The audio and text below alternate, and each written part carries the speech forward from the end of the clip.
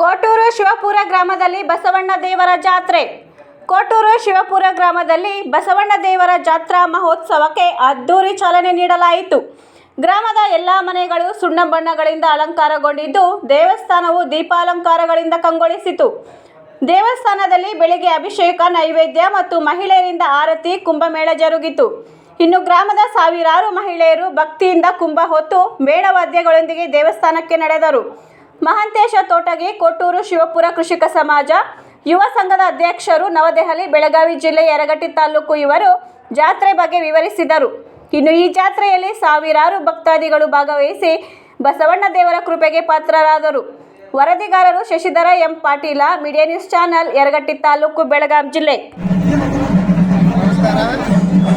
ಪ್ರತಿ ವರ್ಷದಂತೆ ಶ್ರೀ ಬಸವೇಶ್ವರ ದೇವಸ್ಥಾನದ ಜಾತ್ರೆಯು ಈ ವರ್ಷ ಕೂಡ 28ನೇ ತಾರೀಕಿನಿಂದ ಅತಿ ವಿಜೃಂಭಣೆಯಿಂದ ಶ್ರೀ ಬ್ಯಾಳಿ ಬಸಪ್ಪನ ದೇವಸ್ಥಾನದಿಂದ ಎಲ್ಲ ಕಲಾ ತಂಡಗಳ ಜೊತೆಗೆ ಹಾಗೂ ಇಡೀ ಊರ ಜನತೆ ಹಾಗೂ ಸುತ್ತಮುತ್ತಲಿನ ಎಲ್ಲ ಸದ್ಭಕ್ತರು, ಶ್ರೀ ಬಸವೇಶ್ವರ ಸದ್ಭಕ್ತರು ಎಲ್ಲರೂ ಪಾಲ್ಗೊಂಡು ಅತಿ ವಿಜೃಂಭಣೆಯಿಂದ ಮುಂಜಾನೆ 7 ಗಂಟೆಯಿಂದ ಮೆರವಣಿಗೆ ಮುಖಾಂತರ ಕುಂಭಮೇಳದೊಂದಿಗೆ ಜಾತ್ರೆಯ ನೀರಿನ ಕಳಸಾರೋಹಣ ಕಾರ್ಯಕ್ರಮ ಎಲ್ಲರೂ ಪಾಲ್ಗೊಂಡಿದ್ದಾರೆ. ಇನ್ನೂ ಕೂಡ 5 ದಿನಗಳ ಕಾಲ ಜಾತ್ರೆ ಇರುತ್ತದೆ. ಎಲ್ಲ ಸದ್ಭಕ್ತರು ಶ್ರೀ ಬಸವೇಶ್ವರ ದೇವಸ್ಥಾನಕ್ಕೆ ಬಂದು ಆ ದೇವಸ್ಥಾನದ ಭಕ್ತಿಯಲ್ಲಿ ಪಾಲ್ಗೊಂಡು ನಾವೆಲ್ಲರೂ ಪಾವನರಾಗಬೇಕಂತೇಳಿ ಶಿವಾಪುರದ ಎಲ್ಲ ಹಿರಿಯರ ಪರವಾಗಿ ನಾನು ಕೇಳಿಕೊಳ್ತಾ ಇದ್ದೇನೆ. ಸರ್, ದೇವರ ವಿಶೇಷತೆ ಏನು ಜಾತ್ರೆ? ಇದು ಮೊದಲಿಂದ ಇಲ್ಲ ಸಕ್ರಿ ಬಸವಣ್ಣ ಅಂತೇಳಿ ಹೆಸರಿತ್ತು. ಇಲ್ಲ ಯಾರು ಹುಡುಗರ ಮೊದಲ ಆಡುವಾಗ ಗುಂಡ ಆಡುವಾಗ ಅಲ್ಲಿ ತೆಗೆಯುವಾಗ ಅಲ್ಲಿ ಬಸವಣ್ಣ ಕೆದರಿದರಂತ ಅಲ್ಲಿ ಬಸವಣ್ಣ ಮೂರ್ತಿ ಹಚ್ಚಿದಂತೇಳಿ ಮಾಜಿ ಹಿರಿಯರು ಹೇಳ್ತಿದ್ರು. ಇಲ್ಲ ಈ ಊರು ವಿಶೇಷ ಅಂದ್ರೆ ಈಗ ಮೊದಲ ಹಳಿ ಗುಡಿ ಇತ್ತು, ಈಗ ಹೊಸ ಗುಡಿ ಮಾಡಿದ್ದೆ. ಈಗ 5ನೇ ವರ್ಷ ಜಾತ್ರೆ, 5 ದಿನಗಳ ಕಾಲ ಜಾತ್ರೆ ಮಾಡ್ತೀವಿ. ಈ ಯಾವ ಭಕ್ತರು ಇಲ್ಲಿ ಬೇಡ್ಕೋತಾರಲ್ಲ ಅವ್ರು ಬೇಡ್ಕೊಂಡ ಹರಕೆಗಳ ಈಡೇರ್ತಾವಂತೇಳಿ ಇಲ್ಲಿ ಶಿವಾಪುರದ ಒಂದು ವಿಶೇಷತೆ, ಬಸವಣ್ಣನ ವಿಶೇಷತೆ. ಮತ್ತು ಇನ್ನು 5 ದಿನಗಳ ಕಾಲ ಪ್ರವಚನ ಕೂಡ ಇರ್ತದೆ. 10ನೇ ತಾರೀಕಿಗೆ 5 ಗಂಟೆಗೆ ಅತಿ ವಿಜೃಂಭಣೆಯಿಂದ ರಥೋತ್ಸವ ನೆರವೇರುವುದು. ಆ ರಥೋತ್ಸವದಲ್ಲಿ ಸುತ್ತಮುತ್ತಲಿನ ಎಲ್ಲ ಸದ್ಭಕ್ತರು ಪಾಲ್ಗೊಳ್ತಾರೆ. ನಮ್ಮ ಹೆಸರು ಹೇಳಿ.